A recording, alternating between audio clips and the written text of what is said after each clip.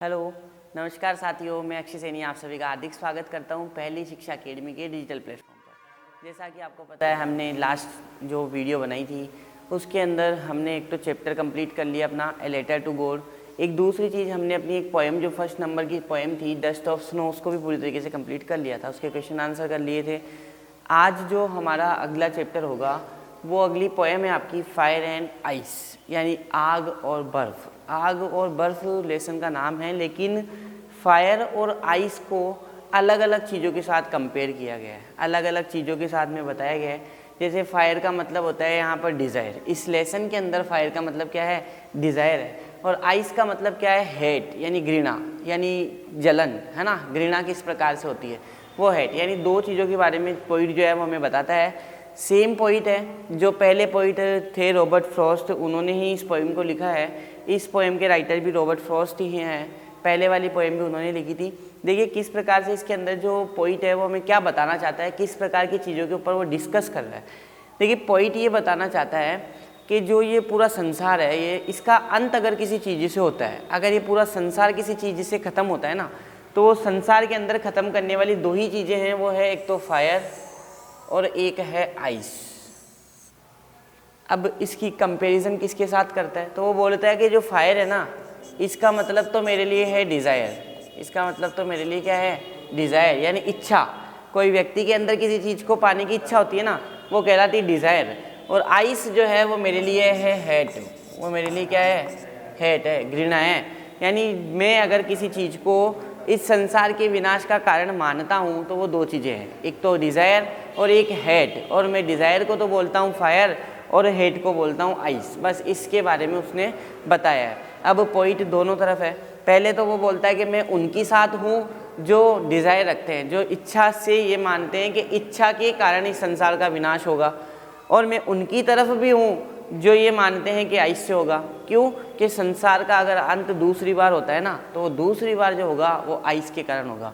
इस संसार के अंदर प्रकार प्रकार की जो है ना, अलग अलग प्रकार की क्या भरी पड़ी है, इच्छाएं भरी पड़ी है। लोगों के अंदर, मन के अंदर इच्छाएं हैं कि मैं ये करूँ, मैं वो करूँ, और उनको पाने के लिए वो गलत रास्तों को अपनाते हैं, ठीक है ना। तो वो जो गलत रास्तों के ऊपर जाते हैं ना, उसी के कारण क्या होता है, उसका भी पतन होता है और वो दूसरे का भी पतन कर देता है। तो आइस और हेट क्या होता है, घृणा। यानी जब हमें किसी और व्यक्ति से घृणा होने लग जाती है, जब हम किसी चीज़ से घृणा करने लग जाते हैं ना, तो वो कहलाती है अपनी हेट। हम सोचते हैं कि यार ये तो इतना अच्छा काम कर रहा है, इसके साथ में ऐसा हो रहा है, ये गाड़ी लेके आ गया, तो ये सब घृणा। और घृणा के कारण व्यक्ति हमेशा गलत रास्ते के ऊपर चलने लग जाता है। बस उसी के बारे में पॉइंट इसके अंदर बात करता है कि इस संसार का जो अंत होगा वो दो चीज़ों के कारण होगा, एक फायर और दूसरी वो कौन होगी, आइस। देखिए हम पॉइंट को चालू करते हैं। First line, some say the world will end in fire, some say in ice. कुछ कहते हैं कि संसार का अंत जो है ना, सम से यानी कुछ कहते हैं, क्या कहते हैं कि द वर्ल्ड विल एंड, संसार का अंत होगा। किससे में होगा, किससे होगा, तो फायर से होगा, आग से होगा। और सम से इन आइस, और कुछ कहते हैं कि वो बर्फ़ से होगा। यानी संसार दो चीज़ों के कारण विनाश हो सकता है, एक बर्फ़ के कारण और एक आग के कारण। दूसरा फ्रॉम वॉट, और जो I have tested of desire, क्योंकि मैंने चखा है, क्या चखा है, किसका स्वाद चखा है इसने, डिज़ायर, इच्छाओं का। किसका स्वाद चखा है, इच्छाओं का स्वाद चखा है इसने।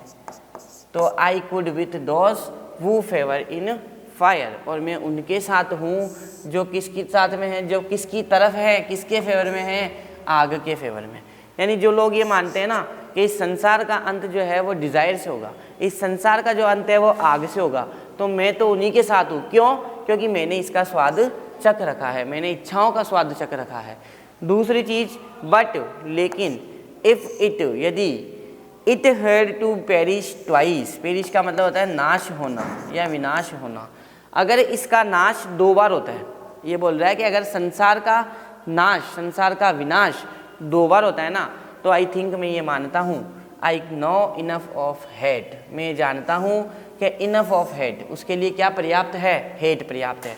इनफ का मतलब होता है पर्याप्त, और इनफ का ही सिनोनियम होता है प्लेंटीफुल। आपको ये भी साथ के साथ याद रखने हैं। अभी एक और आएगा इसके अंदर पर्याप्त के लिए। देखिए दो सिनोनियम हो गए, एक इनफ का पर्याप्त होता है, इनफ को ही प्लेंटीफुल बोलते हैं, और इनफ के लिए ही हम सफाई इस काम में ले सकते हैं। तो ये ऐसा मानता है कि पर्याप्त रूप से हेट इस दुनिया के अंदर है, जो इस संसार का क्या कर सकती है, टू सेड इट, ऐसा कहा जा सकता है, फॉर डिस्ट्रक्शंस यानी विनाश के लिए। Ice is also greet, ice भी क्या है, बिल्कुल ठीक है। क्यों? क्योंकि एंड वुड सफाइस, क्योंकि ये क्या है, पर्याप्त मात्रा में भरी पड़ी है। पोइट ऐसा मानता है कि अगर संसार का अंत होता है ना, तो वो किससे होगा, आग से या फिर आइस से। आग का मतलब फायर और फायर का मतलब डिज़ायर और आइस का मतलब हेट। यानी अगर संसार का अंत होता है तो वो दो चीज़ों से हो सकता है, एक डिज़ायर से, एक हेट से। और मैं तो उनके साथ हूँ जो किसकी इच्छा रखते हैं, इच्छाओं से। वो ऐसा मानते हैं कि इनका अंत इच्छाओं से होगा, तो मैं उन्हीं की तरफ हूँ। क्यों? क्योंकि मैंने इसका स्वाद पहले से चख रखा है। और दूसरी चीज़, अगर संसार का अंत दो बार होता है, संसार दो बार में बढ़ता है, मतलब अगर मान लो संसार का अंत हो रहा है तो एक बार तो वो डिज़ायर से हो जाएगा, और थोड़ा हिस्सा जो बच जाएगा उसका अंत किससे होएगा, आइस से। और आइस जो है उसका मतलब है हेट, और हेट इस दुनिया के अंदर पर्याप्त मात्रा में उपलब्ध है। ये हो गया पूरी आपकी पोएम का जो हिंदी ट्रांसलेशन था वो पूरी तरीके से हो गया। देखिए एक इसकी जो राइम स्कीम है वो हम पूरी तरीके से कर लेते हैं।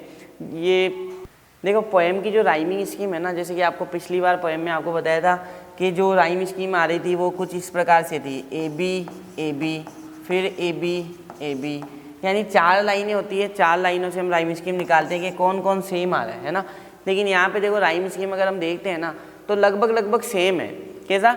देखो यहाँ आइस पे पहले फायर पे ख़त्म हुई पहली लाइन, तो ये ए दे दिया इसको नाम, वापस ई पर आया फिर इसको ए दे दिया, तो ए। फिर से अगर देखते हैं फिर ई पे आ गया, यानी फिर ए आ गया। फिर से देखते हैं तो फीवर फायर, फिर ये ए आ गया। यानी अगर पहली 4 पंक्तियों की अगर राइमिंग स्कीम देखेंगे ना तो लगभग सेम आ रहा है, ए। हर लाइन ई के ऊपर ख़त्म हो रही है। देखिए फायर, आइस, डिज़ायर, फायर, वापस से रिपीट, यानी ए। ये अपनी क्या हो गई, राइम स्कीम हो गई। अगली लाइन में देखें तो देखो but if it had to perish twice, वापस से राइमिंग स्कीम क्या आ गई, ए। फिर अपन हेड को देखें तो फिर राइमिंग स्कीम क्या आ गई, ए। इधर फिर देखते हैं आइस को तो फिर क्या आ जाएगा, ए। अब थोड़ा चेंज होगा, देखो ग्रेट से लेके सफाइस, या पूरी इस लाइन को एक साथ ले तो ये भी क्या ले लेंगे अपन, ए। तो इनकी 4 लाइनें देखें तो वापस से ए, यानी इनकी लाइन राइमिंग स्कीम जो है ना वो बिल्कुल सेम है। इसमें कोई चेंज नहीं किया गया है कि किसी लाइन को पकड़ के अलग कर दिया, ऐसा कुछ नहीं करा। अलग अलग नहीं है, सारी लाइन एक ही वर्ड के ऊपर ख़त्म हो रही है, यानी राइम स्कीम बिल्कुल सेम है। इसकी ए और इसकी भी ए। हम जब एक्सप्लेनेशन पढ़ेंगे इसकी तब उसको अच्छी तरीके से और ज़्यादा बता देंगे आपको राइमिंग स्कीम क्या है, इसमें कौन कौन से जो वर्ड है वो काम में लिए गए हैं, एलिट्रेशन काम में लिया गया है या फिर और क्या काम में लिया गया है, सिमिलरी, है ना। एलिट्रेशन तो क्या होता है, जब कोई वर्ड बार बार रिपीट होता है ना, हिंदी में होता है ना अनुप्रास अलंकार। और इट्रेशन हम उसको किस प्रकार से रिपीट कर रहे हैं, किसी शब्द को किस प्रकार से रिपीट कर रहे हैं, वो होता है लिट्रेशन। देखो इसके अंदर भी यूज़ लिया गया है, कहीं ना कहीं आप जब पोएम पढ़ोगे आप अपने हिसाब से उसके अंदर देखना कि कोई चीज़ वापस आ रही है क्या। जैसे स्टार्टिंग वर्ड देखो, अगर यहाँ पे देखे अपन एस से चालू हुआ और उसके बाद भी कौन आया, एस ही आया, तो लिट्रेशन काम में लिया। फिर आगे अगर स्टार्टिंग में भी देखते हैं तो एस आ रहा है और यहाँ पे भी एस आ रहा है, तो लिट्रेशन काम में लिया। तो इस चीज़ को आप खुद से अपने हिसाब से ढूंढना, और जब हम इसकी एक्सप्लेनेशन करेंगे तो हम उसको आपको अलग से मैं आपको बताऊंगा कि कौन से वर्ड इसके अंदर काम में लिए गए हैं, और इसकी राइमिंग स्कीम और बता दूंगा आपको अच्छी तरीके से कि किस प्रकार से आई है और किस प्रकार से हमको इसको एक्सप्लेन करना है, किस प्रकार से रेफरेंस लिखनी है, कॉन्टेक्स्ट लिखना है, एक्सप्लेनेशन लिखनी है। ठीक है, तो ये हो गया फायर एंड आइस का पूरा। इसके अंदर पोइट ने क्या बताया कि जो संसार है उसका अंत किस प्रकार से होगा, उसका अंत 2 चीज़ों से होगा। 2 चीज़ें कौन सी, एक फायर और एक आइस। फायर का मतलब डिज़ायर और आइस का मतलब हेट, यानी आइस जो है वो तो इंडिकेट कर रही है हेट को, और जो फायर है वो इंडिकेट कर रही है डिज़ायर को, यानी इच्छा और घृणा, इन दोनों के बारे में आसानी से बताता है पोइट। और क्या बोलता है कि मैं तो इन डिज़ायर के साथ हूँ जो ऐसा मानते हैं ना कि संसार का अंत जो है वो इच्छाओं से होगा, है ना। वो लोग, मैं उनकी तरफ हूँ। क्यों? क्योंकि वो उस चीज़ का स्वाद मैंने चख रखा है, मैंने डिज़ायरों का स्वाद चख रखा है, मैंने इच्छाओं का स्वाद चख रखा है। और अगर ऐसा भी मानते हैं वो कि इसका अंत 2 बार होगा, तो वो दूसरी बार भी मैं किसके साथ होऊंगा, आइस के साथ, क्योंकि इस संसार के अंदर पर्याप्त रूप से क्या उपलब्ध है, आइस। आइस का मतलब हेट, यानी लोगों को आपस में ही घृणा है, लोग एक दूसरे से जलन करते हैं, हेट करते हैं कि ऐसा क्यों कर रहा है, वो वैसा क्यों कर रहा है। तो उस चीज़ के कारण ये जो संसार है ना उसका क्या हो जाएगा, अंत हो जाएगा। बस आज के लिए इतना ही। ये जो पोएम है वो पूरी तरीके से कंप्लीट हो गई है। इसके क्वेश्चन आंसर हम अगली वीडियो के अंदर करेंगे। आज के लिए धन्यवाद।